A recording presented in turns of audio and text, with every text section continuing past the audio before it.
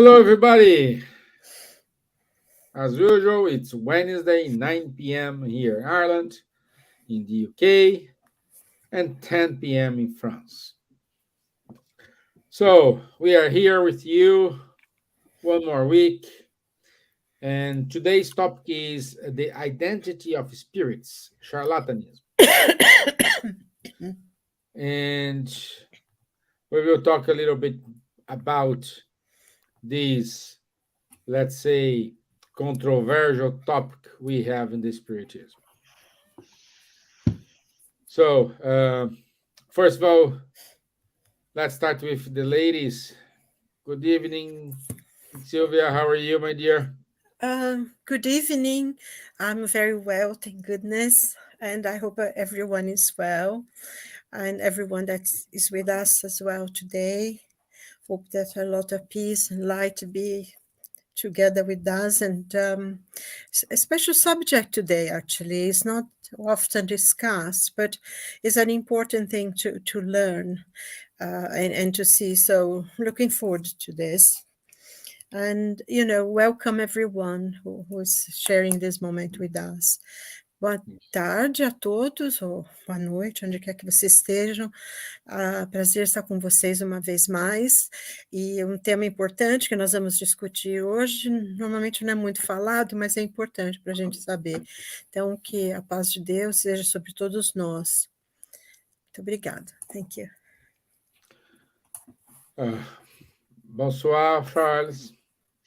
Bonsoir Stevan, bonsoir à tous. Très heureux d'être à nouveau parmi vous ce soir pour parler de ce sujet un peu délicat sur la médiumnité vénale, le charlatanisme. Donc c'est un sujet qui demande à être mieux compris. Pourquoi la médiumnité ne peut pas devenir une profession. Donc on va essayer de vous expliquer tout ça. Hello, good morning, good afternoon, good evening to everyone. Very happy to be here again with you today to talk about this subject of identity of spirit and charlatanism, which is quite important. There is a lot of abuses in this field since a very long time, as we will see. And it's really hindering, jeopardizing the perceptions that some people have about spiritism. And that's why we will explain you the different reasons why mediumship cannot become a profession. Yeah. Okie dokie. So let's start with our video. Let me share my screen. Okay.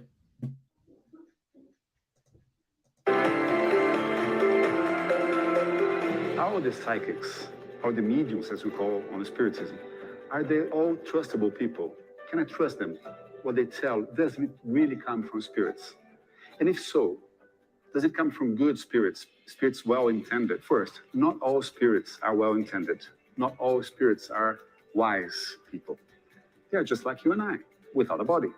So a stupid person without a body is a stupid spirit. So everything that comes from spirits should always pass through your reason, pass through your mind. See what they're telling you. Does it make sense? Is it for your own good? Or is something really kind of weird? Is it something that's not going to be good for you or for the other people around you? Wise spirits, they never advise a bad thing. They never advise a thing that does make sense. For example, if a spirit comes to you and say, every Monday you should use purple. Why is that? Doesn't make any sense. But if a spirit comes and tell you, you should be a good person, you should try to reconnect with your brother, you should try to become more calm, you should try to see a more broad way, you should see brothers and sisters in all kinds of religion, you should see brothers and sisters in all kinds of ethnical groups. Well, that's good advice. That probably comes from a wise spirit. Do not trust all the psychics. Do not trust all the mediums. And a good tip there is, if the person charges you, do not go. Run away from that. In Spiritism, we believe that something you receive for free, you should give for free. So if you're a psychic, if you're a medium, in Spiritism, you don't charge for helping the other person with your abilities. So all to say that perhaps in Spiritism, there is free lunch.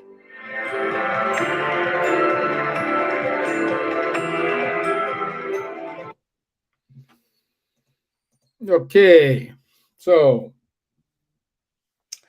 um, Charles, I will need your help because I was doing my homework and I found a passage in the book Spiritism: The Face of Science from Delan, and it's saying here in the fifth part, chapter 3, Delan says, according to the codifier or Allan Kardec, absolute disinterest is the best guarantee against charlatanism. If he does not always ensure the excellence of intelligent communications, he nevertheless deprives bad spirits of a powerful means of action and closes the mouth of certain detractors. So, as we said since the beginning, today we explore this part of the Spiritism which is attacked as a problem. Is they trying to make this the biggest problems in the spiritism. But as Charlie said since the beginning, this is not new. And this goes to my first question to Charles is what it is charlatanism in spiritism. And does Kardec have faced this problem during his time when he was incarnated? Yes, of course, he did face this problem. And not only Kardec, this problem is very old. When we look to Moses, for instance, he was forbidding the Hebrews to practice the mediumship. Why did he forbid? He forbid because the Hebrews who were in Egypt took this bad habit from the Egyptians to try to explore the credulity of some people, making money by making some false promises or lying, saying that they were mediums. So this is what Moses has forbidden, this Mosaic prohibition about mediumship. So you can see it's 3,500 years ago. It was already a problem, and probably also even older with the Egyptians. And of course, it was still a problem at the time of Kardec. Anything can be exploited, Kardec saying. So the mediumship did not escape from that. And since there is a kind of a mystification around this mediumship, when a lot of people, they think, oh, this person is medium and get the advices from the spirit, so now I will know everything and no, they have a totally wrong vision of mediumship. And this mystification is, of course, being exploited financially by some people which are honest, and this is, of course, what you call charlatanism, making money out of something which has no consistency and which is not true. And of course, a lot of people not knowing what mediumship is, since official science and education and whatever does not want yet to enter in the spiritualist paradigm. A lot of people, they have no clue about mediumship is, so they can be very easily manipulated and cheated by some people who want to exploit them. Okay, so the best remedy against this is again education, explaining what mediumship is, why mediumship cannot become a profession. Mediumship, by definition, is involving disincarnated spirits, and so these spirits, they come if they want. First thing, if there is an affinity with us, and as Caldini said very well, the good spirits In the spiritual world, the credit card is not working. The money is not working. All the money are terrestrial stuff that we live here, the day we die, and we go back to the other side. So it's only temporary stuff and nothing definitive. And in the spiritual world, it does not work. So when we think about good spirits, they definitively will never, support anyone which is interested in making money out of mediumship. So they immediately go away. And then, of course, as Caldini told it very well in the video, you should not trust mediums who are paid. And on top of this, it gives a very bad image of the Spiritism towards people who do not know it, or people who have negative appreciation about Spiritism, like people coming from religions or people who are materialist and so on. If they see one or two people which are abusing of mediumship, they are very easy to generalize and to put these things on the head of all the spirits. All the spirits are charlatans, no? And which is, of course, far from being the truth. And these are the type of things that we have, as spiritists, have to suffer quite frequently. So again, Kardec said the best weapon, the best resistance, the best answer for this is, as Caldini so told it, the disinterestedness.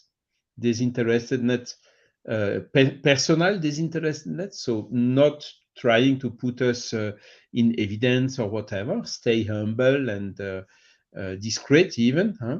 And the second is the financial, the material disinterestedness, which is even more important.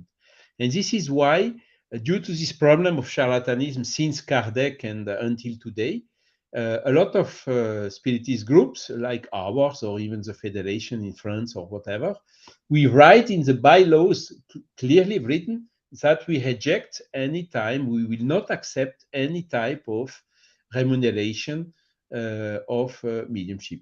So we need to have this strong position to make the difference between the true spiritism, who is practiced with disinterestedness, and all this which is done for money, which of course has this big tendency and trend and danger of going to charlatanism. Because the guy who is coming and asking for money, making appointments every 20 minutes, somebody else or whatever, of course, if the spirit is not here, what happens? If he's honest, he will say, okay, sorry, the spirit is not here, I cannot tell you, so I don't charge you, come another time. But this is not what we see.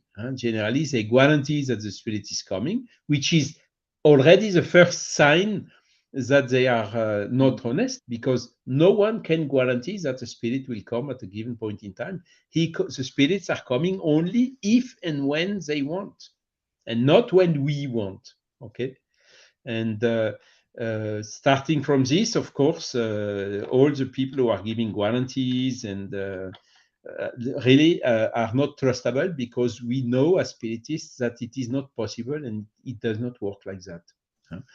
And then I have how to say, if we take some think a little bit more about this problem of paid mediumship. It is we are today in the material world, a lot of people having blinds and seeing only the material thing and totally ignorant of the spiritual things. Okay. And then something is coming, a spiritualist movement, a spiritist body of knowledge, and so on, trying to push us, to elevate us to more to these spiritual subjects and matters. And what is the lack of disinterestedness doing is we are trying to elevate our thoughts and our conceptions to higher things, and by charging or by lack of disinterestedness, we just catch us and push us back down to the matter, because again, the money is purely material and does not have any value in the spiritual world. And all what we will have gained by charging for medium for charlatanism will stay here the day we die. And the day we die, we will go with our conscience. And that is then the problem we will have, because we will have the bad conscience of all these persons that we know that we have cheated, that we know we have given wrong messages, that we know we have badly influenced, and so on. And all this we will have then to expiate and to repair and to make something to how to say, to redo what we have done wrong and to repair what we have broken. It's as simple as that. So let us, when we elevate our thoughts to spiritualism, the fact of that bounding into it something which is material is really not the best way to proceed. And this existed, Moses, it existed during Jesus with the Pharisees. It existed during Kardec. It is still existing today. So we probably will have to live with this still sometimes, until the people understand clearly what we are trying to explain today, and know that the true and most, how to say, trustable mediumship must be through disinterestedness. And even this is not a guarantee. So there are more things needed. The person needs to be, as Caldini said, if you want to attract good spirits, you have to be a good person and have good thoughts and so on, and willing all permanently the good to the other people. Otherwise, if you attract bad spirits, you can pass really wrong messages to the persons, and we as a medium will be held responsible for what you have done in this way. So that's just for a short introduction. Yeah, thank you, Sean. As well, I like when Claudine said that there is no free lunch for anybody.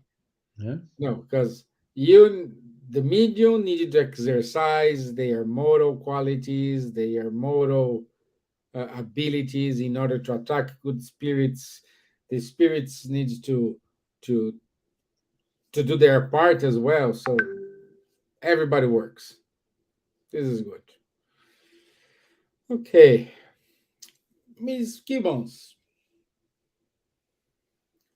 In the video we saw when parting, Claudine said we give free what we have received free. So why we needed to be very cautious when talking about money and mediumship? Well, I will go to what the gospel says and what the medium's book says. And what the gospel says. Why shouldn't we have charge for things? Before I started, when Charles was speaking, I was reminded of that movie Ghost. I don't know if you've seen it. Mm-hmm. And there's this very famous part. He's trying to communicate with his wife or girlfriend, and he finds out this woman is a medium. So he goes to her, and the whole place is empty. There is no spirits there at all. Because, I mean, she's such a liar that even the bad spirits don't go to her. And then, you know, she's inventing something to the lady, because, of course, she uses her mediumship, and she was a very, very good medium. I mean, you know, she was a clairvoyant medium. She could hear. She had many abilities in her mediumship. But because she was such a fraud, used it in such a fraudulent way that even the bad spirits are around. And then, of course, you know, when he says, what a rather rubbish that she's inventing to this man. And she heard him. And then, you know, you see what happened. And that's very interesting, because if you are paying for something, you have to say something, you have to invent. And I think I remember that part in the film, because afterwards, you know, when she really heard him and she could, then the place was full of people, because all the spirits came to her, you know, because she actually she had seen them, so everybody came. And it's interesting because this is in the movies, and there is another film as well that was made. I can't quite remember the name now, but this man goes to have an operation, a very simple thing, but something happened during the operation, and he had, you know, a sort of experience, near-death experience.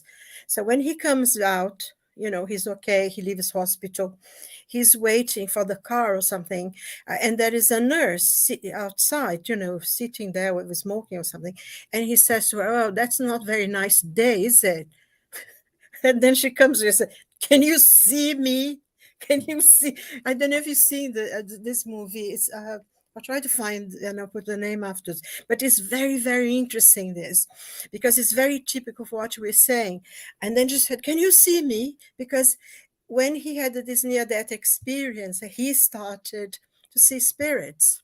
He became clairvoyant.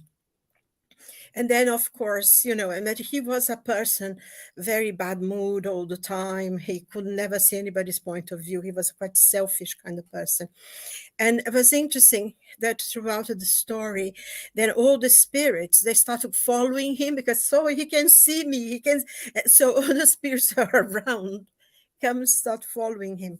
And eventually he started to help these people. But the spirit, and I think it's very important for us to know, because mediumship, you know, the medium's book, there is a whole chapter on that, and which, you know, would be nice if people could read it. It's chapter 28 is Charlatanism, what paid mediums, because if you are getting paid for something, you have to, you know, fulfill things, invent things if there is no spirit there. And this is very important, because in the Gospel of St. Matthew, chapter 10, he says, you know, in replying to the questions you may, why must we not charge for mediumship? He says, Jesus says, if I will read the text because it's very, very short. "Heal the sick, cleanse the lepers, raise the dead, cast out devils. Freely you have received, freely give." So Jesus was saying, heal the sick, help the ones who are ill, do this, and what you have received freely, you give freely. And because mediumship is a gift that's given to us. But I think it's very important, especially here in England, in some other places as well, I'm sure. People see mediumship as a gift, but as something that makes them special, better than anyone else. Mhm. But mediumship is actually a gift, not to make us special, but because we have more to give, because we were lacking in other lives. We done things that were not so good, and as a kind of help to us to make us into someone that can help much more, this gift of mediumship is given. And also, I think one of the things that needs to be understood, you know, in question 159 of the Medium's book, he says, every single person is a medium in different levels. Some are more ostensive than others, but we are all mediums. So this gift is not something that's different, because everyone has it. We're not more important than anybody else in giving this gift. And this gift, as I say, is the important thing to understand, is something that is given to us to help us to do more, because we owe more. So I think it's very important. I think Charles made a point as well, because when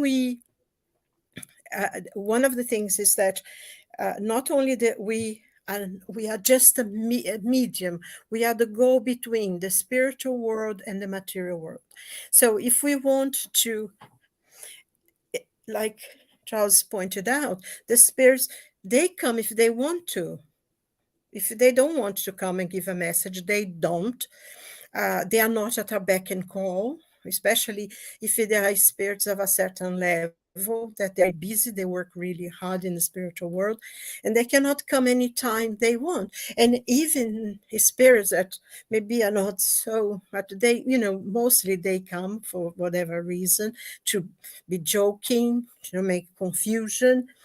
But they also, if they don't feel like coming, they won't. So it's not up to the medium to evoke a spirit and he will answer when he's called, but for the spirit if he wants to. So this is already something that is not in the control of the medium when the spirit comes. And that's why, we cannot charge, because it's something, in a way, it's like we would be being charged for of doing somebody else did the work, and we get paid for it. I think that there is a point here in the medium, in the spirit, in the medium's book, that the spirits explain in Kardec, that it depends very much on the character and on the kind of person that the medium is. Some mediums may be dedicating themselves completely, and they are sincere in their work, and they are getting paid. But it's a question of character and morality. So you can't judge, because I think Charles made this point as well, that Spiritism is very much judged in the question of the mediums. When people say, oh, yes, it's a fraud because you can do this, and this kind of, in a way, this fraud, trying to get money from people, or turning the mediumship into a profession, is a very dangerous thing, because it's easy for the medium to get lost, not having because also not every spirit can communicate to a certain medium. It's all question of vibration between one and the other. Sometimes the spirit will come, but because they don't vibrate in the same level as the medium, they cannot give a message. So they may ask somebody else to come and give the message. So the message already be with two people, and sometimes the medium cannot. So what happens? If you are doing for money, you're going to have to say something. And so I think, in conclusion for everything, the best thing really is not to do this for money, for payment, because mediumship is not a profession. I know that a lot of people say, yeah, but I give healing, but I don't have a job because I'm giving healing all day. I'm working in the mediumship all day. I'm giving message to people all day. So I have to get paid somehow.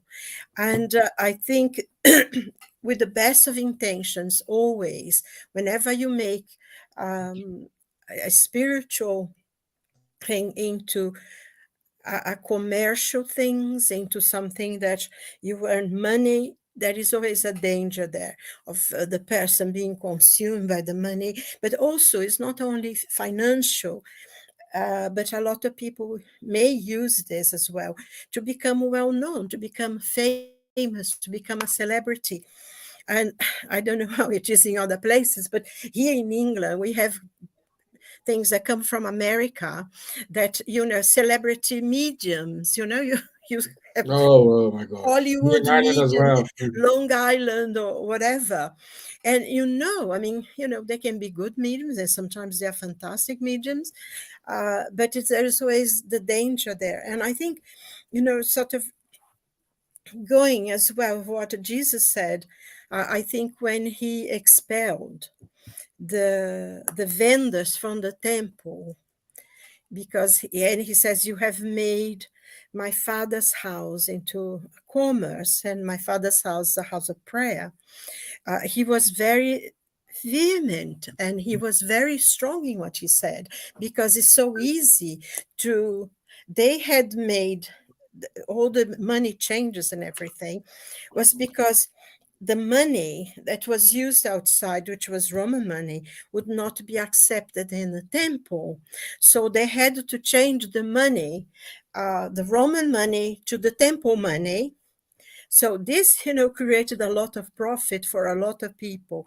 And Jesus said, no, you get out of this is a house of prayer. And I think, basically, if when you're dealing with this and dealing with money, it's a dangerous thing for the healer. So the best, even with the best of intentions, even if the medium is dedicated and is doing that for completely unselfish way, but getting paid for that is dangerous for the medium. And what they, that's why in spiritism we say, no, you have your job that you get paid in your day-to-day life, and your free time you dedicate to mediumship, to healing. And I think this is one of the things that are good. I mean, I'm not saying that, I think, like Charles said, is not going to find that every now and then someone will charge and take money and give themselves their names and become famous because they are famous mediums, but not everyone like this. And if we proceed to the fact that you give for free what you receive for free, you have less danger in that. And like the medium's book says, to sum up, we repeat that the best guarantee of the genuineness of the manifestation is furnished by the character and position of the medium, and the absence of all motives of worldly interest or vanity in the exercise of this faculty, because the same stimulus of unworthy motives, which would prompt a medium to make an interest use of the faculty really possessed by him, might also prompt him to simulate that faculty if he did not really possess it. I think that, is a sum up that sums up. We give for free what we receive for free. We do a financial, the work for our life to pay our rent. It's separate from the work we do. That's a free work. And I think that's what I have to say. And Thank Silvia, we can maybe complement. There are examples of this. Take yes. Chic Xavier, take Divaldo Pereira Franco, take a lot of them. They were Yes. working their whole life, and Yeah. this does not prevent them to write 400 books each one, Exactly. only in the free time. And I mean, she this wrote is over 800 books. voilà. Over 540 has already been printed, but I think they have found now, because a lot of people had kept it, there's quite a lot more. And he always worked, didn't he? He always worked. Exactly. So this is why they are so well known, so recognized today, because the people recognize their disinterestedness. On the other side, in France, Yes. we French Spiritist Federation and Belgian Federation, we go to these, how to say, wellness fairs and places like this where you have a lot of people paying for photographies or whatever type of service, and even mediumship or when you look to it, it's really incredible all what the people are inventing and all what the people are ready to pay for. It's unbelievable. Yes. So when we are there, we give exactly the opposite message. We tell, no, we give for free. Look, the books is only €5 or €7, and then if you buy one, we even give you another one for free, whatever. And then the people, sometimes they come to us and they say, look, we are really admiring your disinterestedness, because all what we are seeing here is exactly the opposite, and we are not, how to say, so the word is escaping now. So gullible. Voilà, So they are gullible. aware. They are aware of all this exploration and that this is not a good thing. So Yeah. we continue going there, paying for going there, because it does not bring any money. It just brings, how to say, Yes. some benefits in the dissemination, Yeah. and that's it. But with all the respect, we do not condemn anyone and so No. on. And we learned by discussing with those people that, in fact, what you can see, a lot of them, for a lot of them, it's quite difficult. They don't earn so much money as a lot of people think.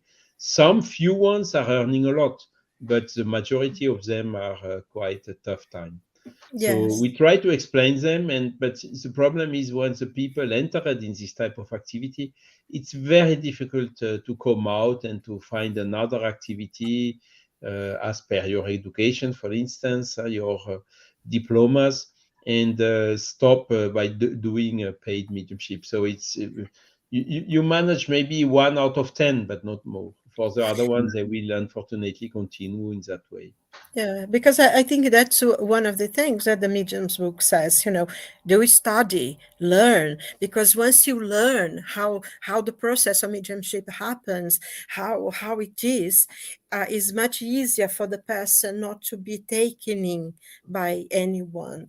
And the best thing really is not to use money. But I understand what you said, because some people, they don't have the knowledge, they don't understand, and they are mediums all day long, and they are healers all day long, and they think this is, even though they are sincere and they are good people and they really doing this stuff for love, but they still see it as a means to support themselves.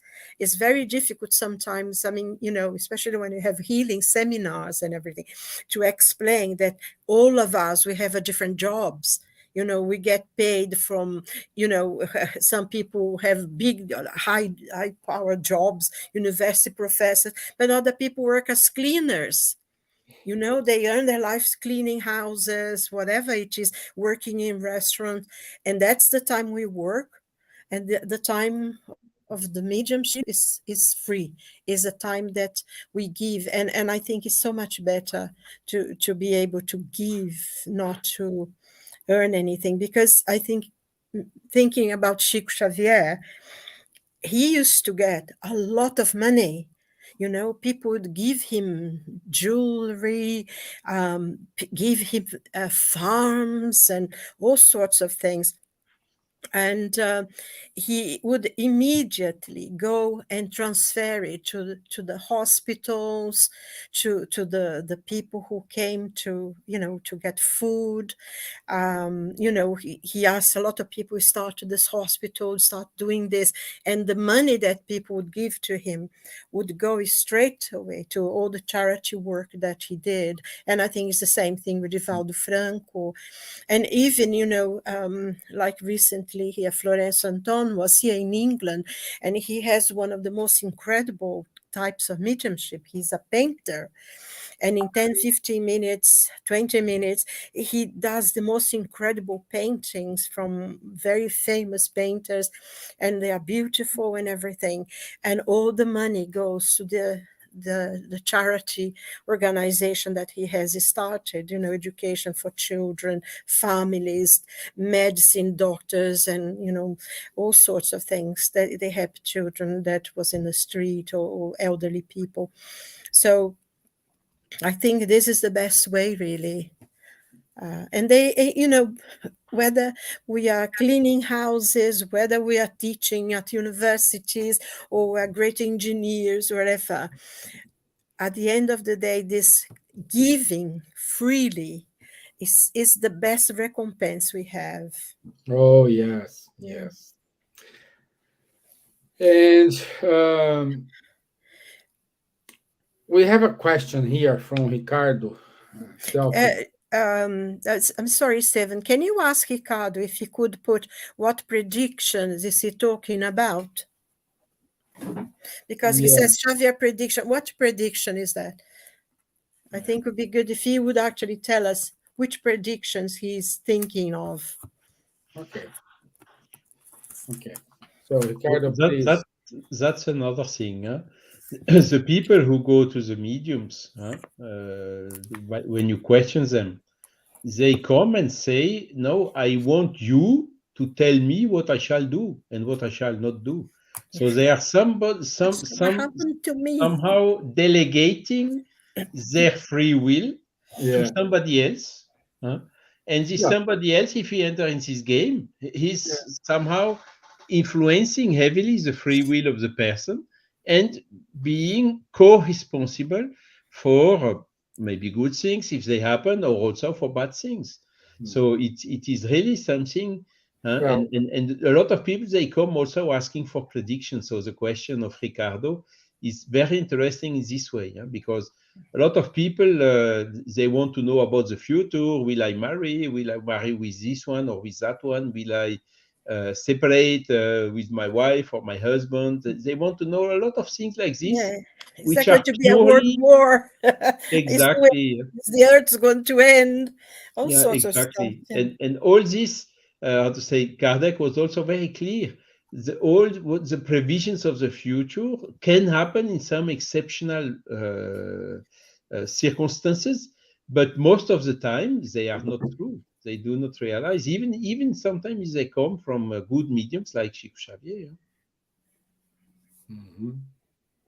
And even Well, Kardec, I want to say Kardec, he made some predictions.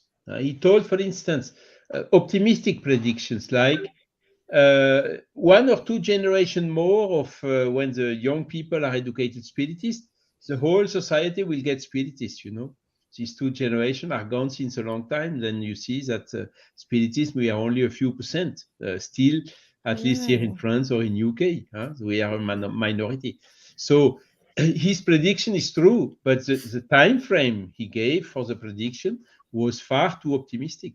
And there are cases also with Léon Denis and so on.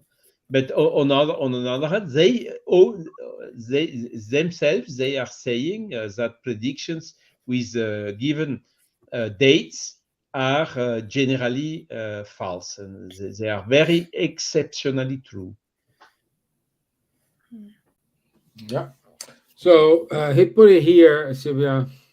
Yeah, I saw that a prediction 50 of the years, 50 yeah. years. Mm. I think this has been fulfilled. It wasn't a prediction. This is going to happen, and I think that's one of the things, because people take stuff so much out of context that before you know it, the things became something that Chico or Divaldo or even Kardec or anybody never said. It's just that people started reinterpreting. I think what Chico Xavier said was that it was given because the situation that the world was at the beginning of the 60s, there was a very, very serious danger of a world war again, which would be the destruction of the planet. And the spirits gave, because of Jesus asked for help, and it was given to humanity a period of time in which, if they were able to be at peace and talk, have discussions, and not go into a terrible war, that things would be better. There would be, it would be a better way of doing things. And we didn't, thank goodness. Negotiations were done. I mean, everybody who knows about the Bay of Pigs, was very, very, we were very close to a terrible thing. And thank goodness, Kennedy was able to talk to the people in Russia and everybody else, and we didn't have a world conflict like we had before. So in many ways, it was, it has gone, it has passed. And also, I mean, they talk about the Mayan prediction of the, 26,000 years, and was more or less the same time, and that was said. And we didn't have, a world conflict, thank God. There has been many wars because we are very bellic by our own nature, human beings. But at least, it hasn't been anything that conflict. Now, should we be afraid? I think we should have faith. I think we should pray for God to help us, to guide us, to not only to, we pray for the government, to those who are in power, but also to try to create around where we live, around our family, our friends, a peaceful thing. And fear is not good. Fear is a negative feeling, and it can create all sorts of things. So if we change this, instead of fear, we things, for faith that God is with us, that God loves us, that we are children, that we inherited the world, and try to make peace with ourselves, with the people around us, create the best world we can within the reach that we have, and pray for those who are in power, who those in government, that they also make decisions for peace. I think I would change. Do not be afraid. Be faithful. That's how I would see it. I think maybe Charles like to say Yes, and something. I mean, typically, you see, around 2010 or so, there were some movies with data limit date turning around, showing a lot of how to say the UFOs, UFOs, UFO, unidentified yes. Yeah, it is, it is They've been flying. here. disco voador in English. How is it?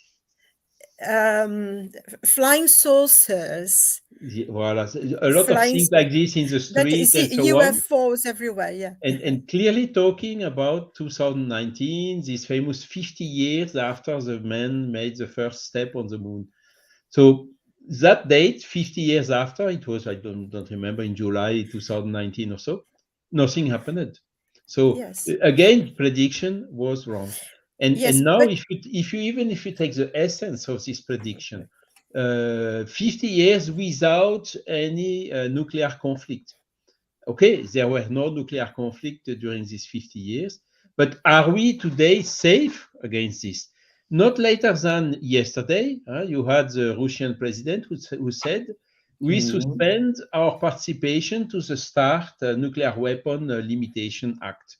So the danger is not over. It still can happen for mistake, or even, this automatic stuff who may launch some things accidentally or what. There is so many scenarios or possibilities still that this will happen, that I really, these 50 years, as Ricardo is also saying, it's not 50 years. It can no, be 5 centuries. It can be no, but 500 I years. think the 50 years he's talking about was from the early 60s, was from the time From of the Bay of 69. Pigs, 62. No, Was 62, and okay. then I that don't know. situation went up, and it has passed. The 50 year has gone by, because since the 60s, and there was also the thing of the prediction of the Mayans, that the world would come to an end into 2012, and there were people that were terrified. I mean, I myself knew people were afraid the world was going to end. And the same thing has passed. The 50 years have gone. We didn't have a war, thank God, but there is always conflict, and that's why we have to pray, because even if the worst comes to the worst, we have to realize that we are not going to die. We are eternal spirits. We will live in another planet. We will live in another place. Life will not end. But this is not going to happen. It's not like the world is going to end. Certain things will change, and things are changing now very, very quickly. I think we're coming towards this, the end. We are in this last process of our word being a word of atonement to a word of regeneration, and we see a lot of conflicts. Of course, there is always the danger. That's why I think changing the word fear for faith, and having faith that God is there watching us, that Jesus came to show us the best way, and to make the best we can, and pray for, people like those presidents who because honestly, if there is a world war, there is no winners. There will never be a winner. No. So, But and there is nothing more powerful than the earth anyway. I mean, if you're seeing what's happening in Turkey, I don't know if you saw it in the news, that this place, they used to have a farm of olive trees. Did you see it? Yes, Now there is a chasm of, bigger than a football field, and it's like 30 meters down. Part of the trees in one side and part of the trees in the other is literally the other side. That is, like 30 meters down. It's a chasm. It's a new valley that's being created. So, nature will do the things for us, I think. Well, hope so. But anyway, Okay, this so is one of the inconveniences of mediumship. Um, when we start to exercise the mediumship, we need to exercise our moral abilities as well. And without doing this, I don't see a great medium being formed. So this is important to, or this is my takeaway from today's conversation here. yeah, because I think what you're saying is very true as well. Because a great medium is not one who have many abilities, but one who fulfill the few abilities that he has to the best of his possibility, that he's given, he's generous, he's loving, and he works for love. That's the great medium who makes a great medium, Yes. Yeah, exactly. Exactly. And I mean, another aspect that we did not talk so much about it is identity of spirits. Oh, And yes. it's another very interesting point, which we could also talk during a full hour, because the spirits, they don't come with ID cards or fingerprints. They generally we cannot see them. So if you get, for instance, a communication with a signature behind, you can never be sure that this signature is really authentic. So that's another problem. So that's why Kardec is also having a full section about identity of spirits in the Medium's book, explaining that the identity of the spirit is maybe not so important. What is important is the content of the communication we get. If it is good communication, giving very good advices as per our analysis, then if it's signed X, Y, or Z, it doesn't matter. We don't care. The identity is secondary. And that's something which creates difficulties. For instance, when you have some persons which are mooring, of course, a lot of mediums, even in the spiritist groups, even working for free, have a lot of goodwill in order to try to bring some help and consolation to this mother who lost a son or things like that. That sometimes they, even with the good willing, are overdoing it and may give some communications which are not from the loved one, but some substitute, and that is then also not correct. And so any care on this point of view of identity of spirit is not superfluous. We really have to be extremely careful in this way, being always very honest and transparent, never guaranteeing anything. This is the attitude of the good spiritist medium. Okay. Okay, shall we go to the announcements? Yes.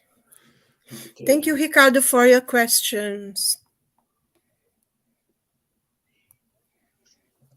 So next week, 1st of March, 9 p.m., we will talk about Revoir Spirit, Allan Kardec's laboratory. So, Charles, we have a lot to talk here. So, this is your object of study. Also, let me see. Oops. Okay, the study of self-discovery based on spiritist psychology. It's a group is already taking meetings. Here, the schedule on your screen. If you have any interest, please contact our friend Fabrício Assunção, and he can give you more details about this study group. On the 18th of March. It's already gone. That was Saturday. 18th of March. 18th of, okay, sorry. I thought it was something else. Sorry, forgive me. No, this is on 18th of March, the Children Youth Education Summit gathering. The topic is Challenges and Opportunities in Youth and Children Spiritist Education. I still do not have an update if it is going to be presential or online, but as soon as I have any more details, I will announce here. Every Saturday, 10:30 a.m. UK time, we have the Mediums book study with Charles, Munir Gariba, and Guilherme Dias. And every other Tuesday, we have Ebony Paris with the study of the book Astral City, and the conversations on mediumship with Rafael Caldas and Faye Waddington. And this is it for us today, my friends. I would like to say, you want to say something, Charles? Even for the people who are French-speaking, there is also the yearly gathering of the French-speaking spiritists in Castel of Végimont, and it will be 12th, 13th, and 14th of May near Liège in Belgium. For the people who are interested. Yes. So to register, you go to the website of Mouvement Spirit Francophone. It's lmsf.org.